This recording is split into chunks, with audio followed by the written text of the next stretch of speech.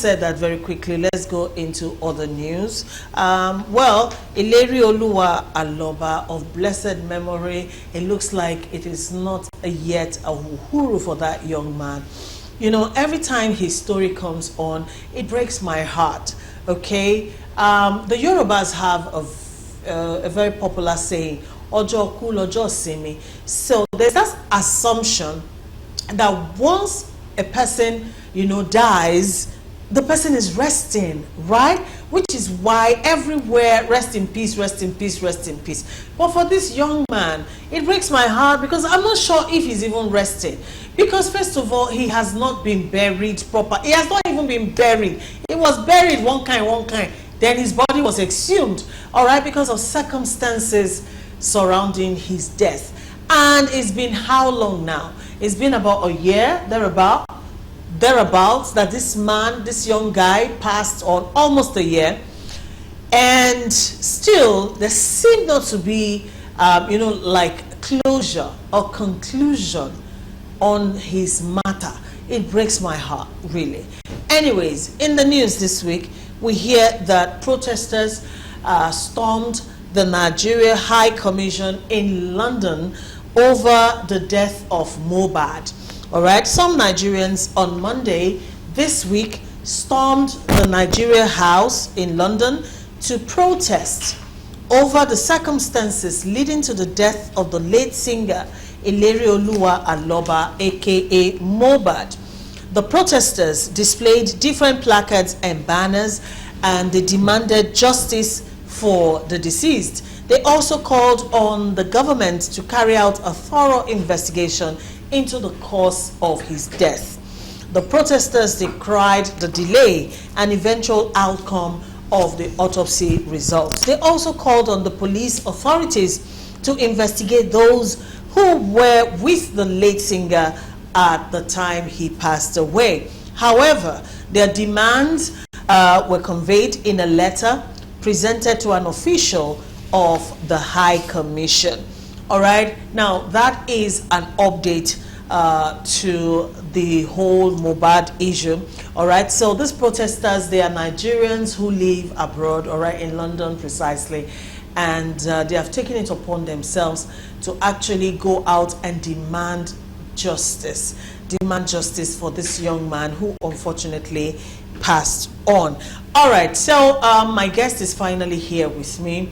And for those who know, you know that he's been holding it down for decades, you know, doing what he loves doing the most, which is disc jockeying. He took disc jockeying, DJ work to another level, branded himself within the Christian community as a gospel music DJ, and there's been no stopping him ever since then. He's also, well, the pioneer of the Eagles Awards. It's a pleasure to have my Oga at the top, none other but DJ Gosporella himself with me on the program this afternoon. Yes, Brosy.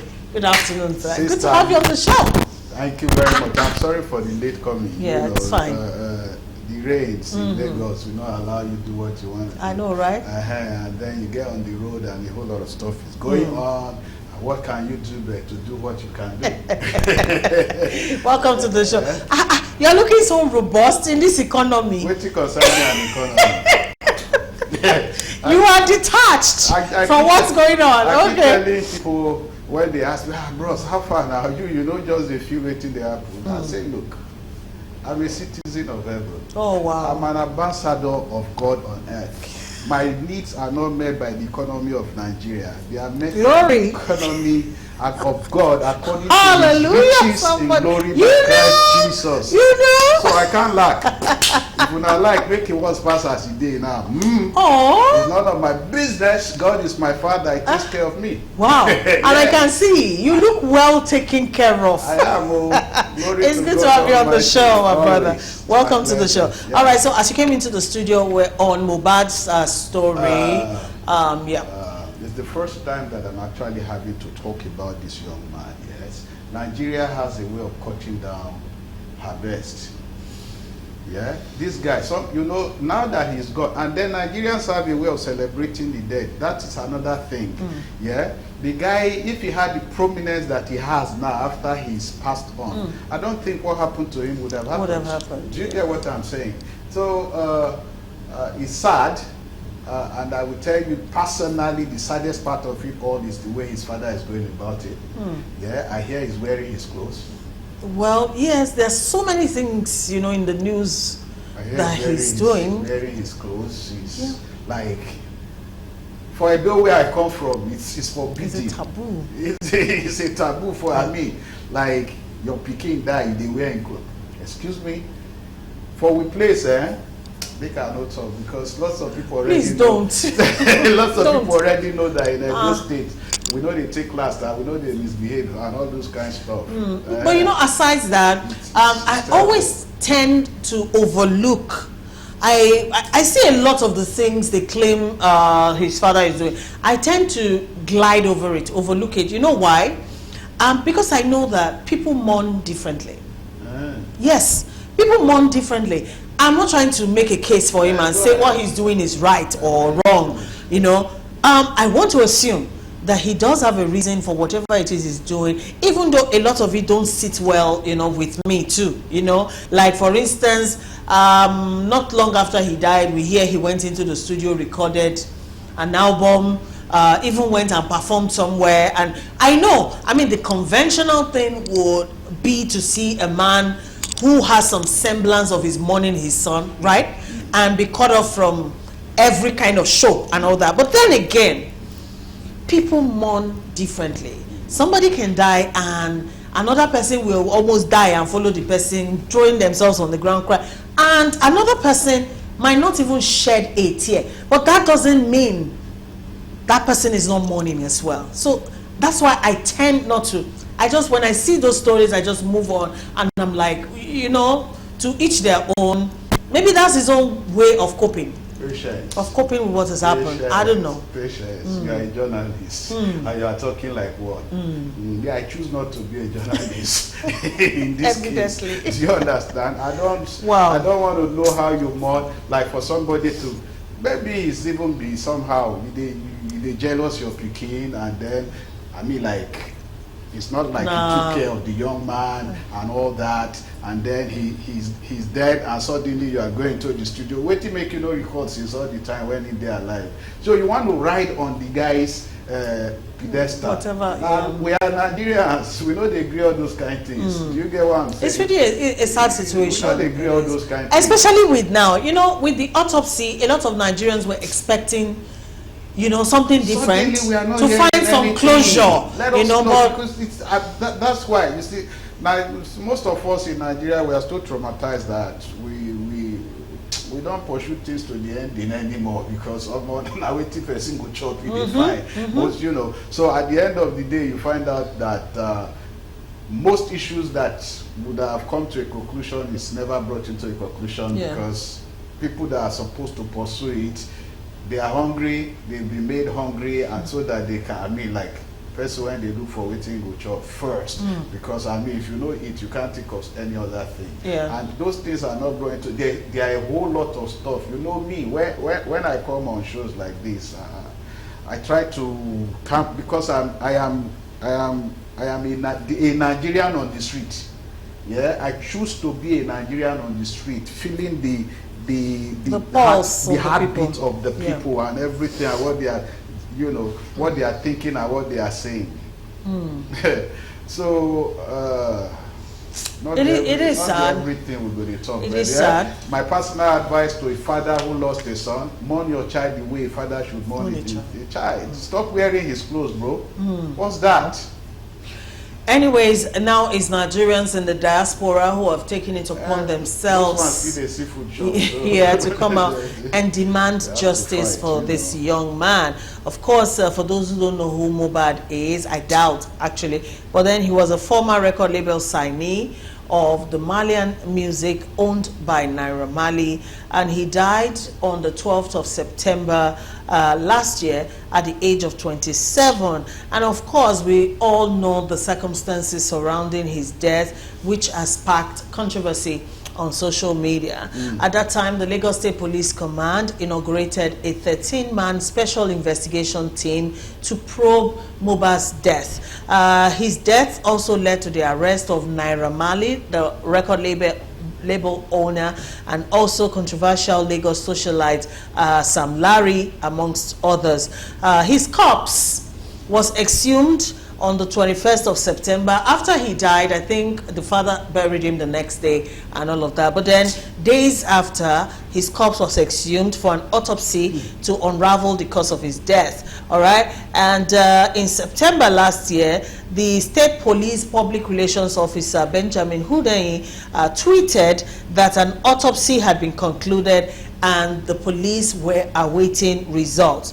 Now, in April this year, there were reports that the toxicology test carried out to determine the cause of Mohbad's death had been concluded, and a lot of us were excited, all right, about that. But then the result was sent to the pathologist who carried out the autopsy to analyze and interpret it.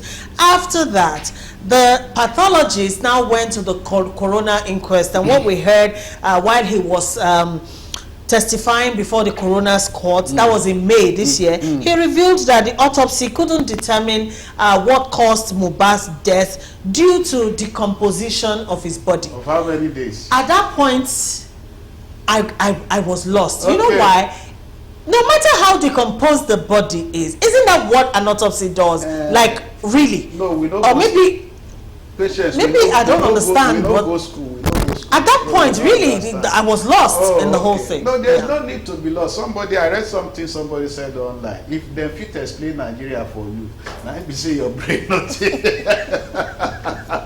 Ross, don't carry on go another level. If they fear explain, if Nigeria is somebody fear explain Nigeria to you, now you say you get Kulu, because I mean there are some things that happen in our nation that is like God beg now. Now the person you are talking to is not stupid. Yeah, you know, this Mohbad issue is really sad. Okay, now the pathologist says that the body has already decomposed and they couldn't through an autopsy determine what killed the young man.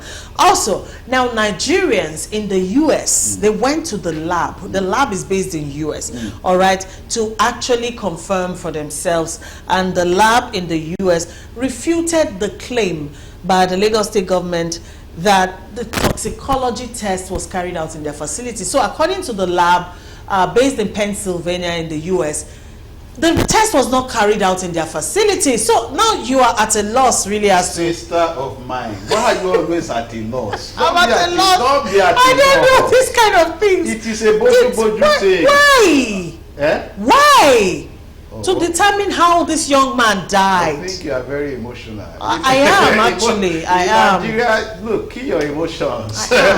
For your mental health reasons, so just kill your emotions. This country. It's really a sad one. The only recommendation I give to people is, instead of reading the news, read the Bible. Do you understand? Instead of watching whatever you are watching that will make you go haywire, pray.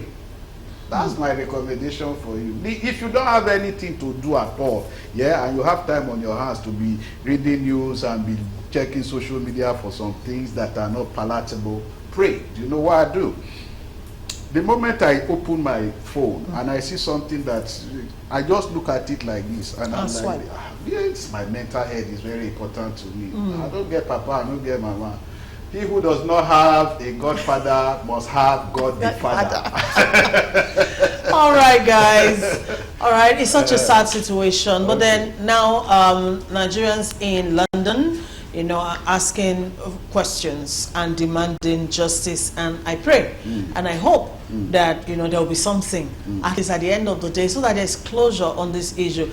Especially, my heart goes out to the mother of this young man. All right, she, of course, I just don't even want to imagine how that woman is feeling at this point in time, knowing that, you know, first of all, she lost a child.